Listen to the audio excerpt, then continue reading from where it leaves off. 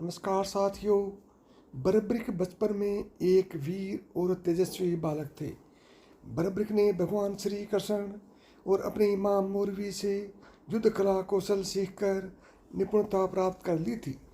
बरब्रिक ने भगवान शिव की घोर तपस्या की थी, जिसके आशीर्वाद स्वरूप भगवान शिव ने बरब्रिक को 3 चमत्कारी बाण प्रदान किए। इसी कारणवश बरब्रिक का नाम 3 बाणधारी के रूप में भी प्रसिद्ध है। भगवान अग्निदेव ने बरब्रिक को एक दिव्य धनुष दिया था, जिससे वो तीनों लोकों पर विजय प्राप्त करने में समर्थ थे, तथा कौरवों पांडवों का युद्ध होने का सूचना बरब्रिक को मिली तो उन्होंने भी युद्ध में भाग लेने का निर्णय किया। बरब्रिक अपनी मां का आशीर्वाद लिए और उन्हें हारे हुए पक्ष का साथ देने का वचन देकर निकल पड़े। इसी वचन के कारण हारे का सहारा बाबा श्याम हमारा, यह बात प्रसिद्ध हुई। जब बरब्रिक जा रहे थे तो उन्हें मार्ग में एक ब्राह्मण मिला। यह ब्राह्मण कोई और नहीं, भगवान श्री कृष्ण थे, जो कि बरब्रिक की परीक्षा लेना चाहते थे। ब्राह्मण बने श्री कृष्ण ने बरब्रिक से प्रश्न किया कि वो मात्र 3 बाण लेकर लड़ने को जा रहा है। मात्र 3 बाण से कोई युद्ध कैसे लड़ा जा सकता है। बरब्रिक ने कहा कि उनका एक ही बाण शत्रु सेना को समाप्त करने में सक्षम है, और इसके बाद भी वह तीर नष्ट न होकर वापस उनके तर्कस में आ जाएगा। अतः अगर तीनों तीर के उपयोग हो तो संपूर्ण जगत का विनाश किया जा सकता है। ब्राह्मण ने बरब्रिक से एक पीपल के वृक्ष की ओर इशारा करके कहा कि वो एक बाण से पेड़ के सारे पत्तों को भेद कर दिखा सकता है। बरब्रिक ने भगवान का ध्यान कर एक बाण छोड़ दिया। उस बाण ने पीपल के सारे पत्तों को छेद दिया और उसके बाद ब्राह्मण बने कृष्ण के पैर के चारों तरफ घूमने लगा। असल में कृष्ण ने एक पत्ता अपने पैर के नीचे छिपा दिया था।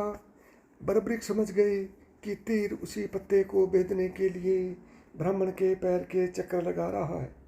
बरब्रिक बोले, हे ब्राह्मण, अपना पैर हटा लो, नहीं तो ये आपके पैर को भेद देगा।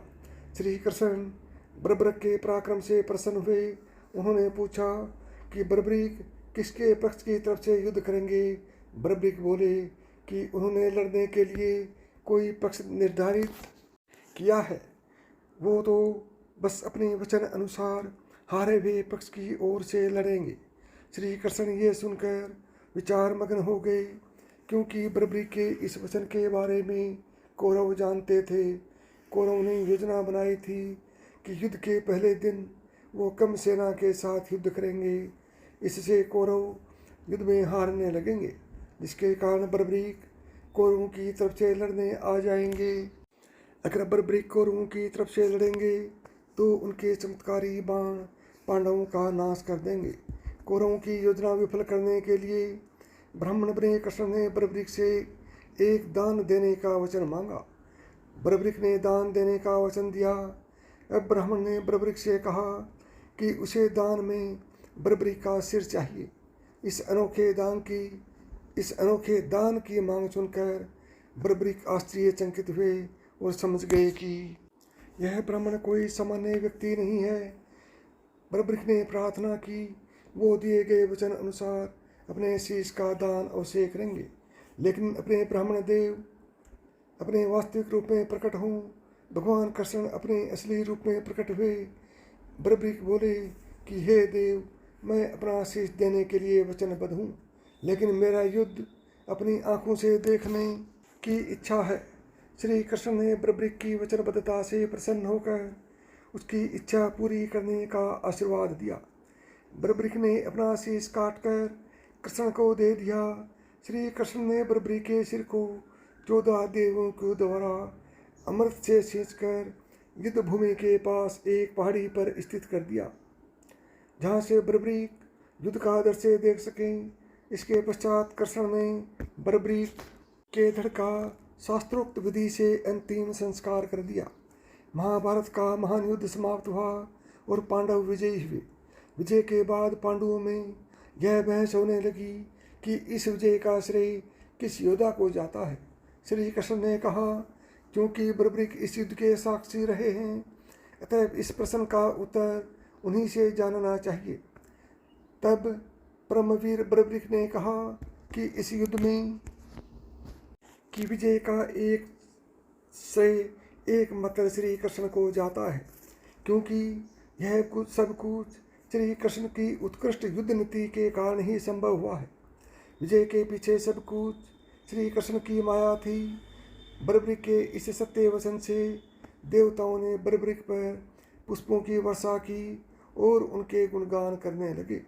श्री कृष्ण वीर बर्बरिक की महानता से अति प्रसन्न हुए और उन्होंने कहा, हे वीर बर्बरिक, आप महान हैं।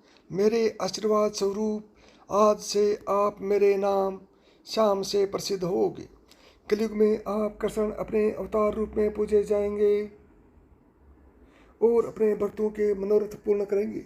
भगवान श्री कृष्ण का वचन सिद्ध हुआ और आज हम देखते हैं कि भगवान श्री खाटू श्याम बाबा जी अपने भक्तों पर निरंतर अपनी कृपा बनाए रखते हैं।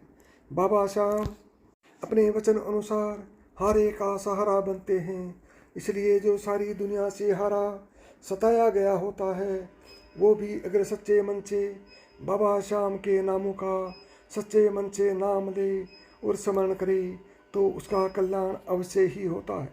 श्री खाटू श्याम बाबा की महिमा अपरंपार है। प्रेम से बोलो, जय श्री खाटू श्याम बाबा, जय श्री कृष्ण। राधे राधे।